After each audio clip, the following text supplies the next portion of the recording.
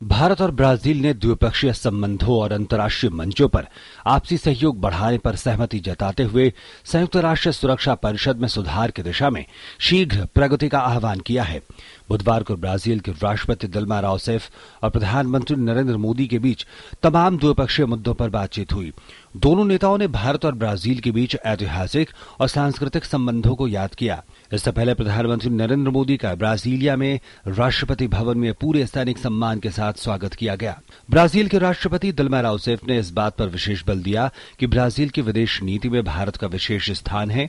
उन्होंने चुनाव में शानदार जीत के लिए प्रधानमंत्री मोदी को बधाई दी और भारत की प्रगति और विकास की सराहना की।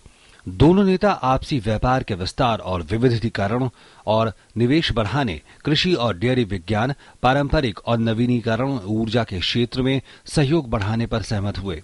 उन्होंने G20 सहित अंतर्राष्ट्रीय और बहुपक्षीय मंचों पर सहयोग बढ़ाने पर भी सहमति प्रकट की।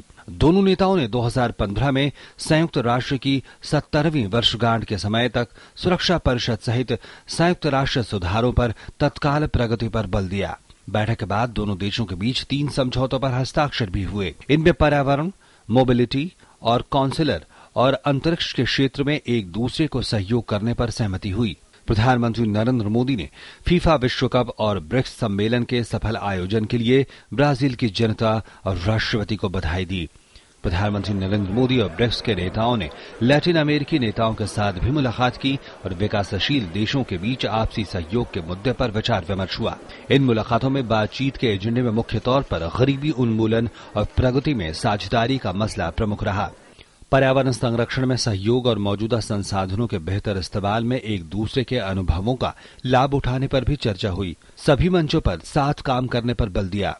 इसके अलावा प्रधानमंत्री नरेंद्र मोदी ने दक्षिण अफ्रीका के राष्ट्रपति, सूरीनाम के राष्ट्रपति, गुयाना के राष्ट्रपति और पेरू के राष्ट्रपतियों से मुलाकात की। प्रधानमंत्री ने सूचना प्रौद्योगिकी में भारत की विशेषज्ञता को साझा करने और भारत द्वारा दक्षिण अमेरिकी देशों में सूचना प्रौद्योगिकी केंद्रों की स्थापना की पेशकश की। डेवलपमेंट बैंक और CRA की स्थापना से न केवल ब्रिक्स देश बल्कि विकासशील देशों को भी काफी मदद मिलेगी। भारत के लिहाज से हम कहें तो भारत ने चीन के साथ अपने द्विपक्षीय संबंधों को एक नया आयाम दिया है और भारत ने दक्षिण अमेरिका में ब्राजील के रूप में एक अपना नया रणनीतिक साझेदार भी खोजा है। कैमरामैन अनिल खन्ना के साथ Sudhir Yadav, DD news, Brasilia.